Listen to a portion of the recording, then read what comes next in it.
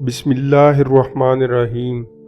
اللہ بہتر کرے گا، لیکن اللہ نے بہتر نہ کیا تو وہ بہترین کرے گا۔ اگر تھک رہے ہو تو یاد رکھو، بڑی آزمائشوں پر صبر کے بڑے اجر ہوتے ہیں۔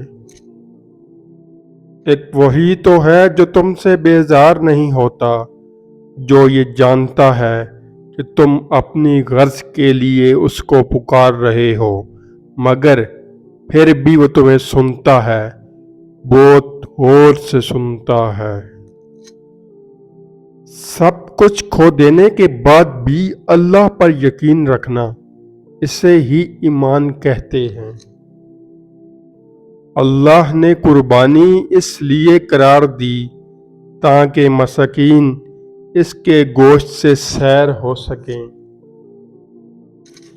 اے خدا رحم فرما ان کے دلوں پر جن کا حال تیرے علاوہ کوئی نہیں جانتا۔ اللہ ان آنسوؤں کی زبان بھی سمجھتا ہے جن کا قرب ہم الفاظ میں بیان نہیں کر پاتے۔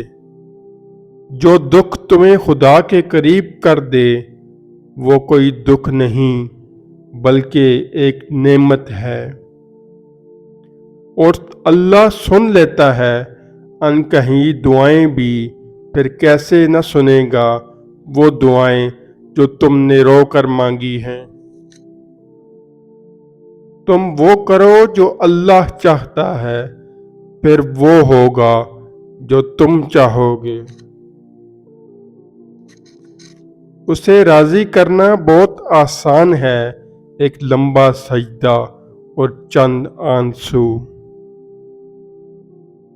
محبت کی مختصر کہانی، وقت تہجد، آنسو، میں اور اللہ۔ معجزے کرنا اللہ کا کام ہے، ہمارا کام بہت آسان ہے۔ دعا، صبر، یقین۔ رشتوں کی رسی کمزور تب ہوتی ہے جب انسان غلط فہمی میں پیدا ہونے والے سوالوں کا جواب بھی خود ہی بنا لیتا ہے۔ تم کیوں اداس ہوتے ہو؟ تمہارے معاملے تو 70 ماؤں سے زیادہ پیار کرنے والے کے حوالے ہیں۔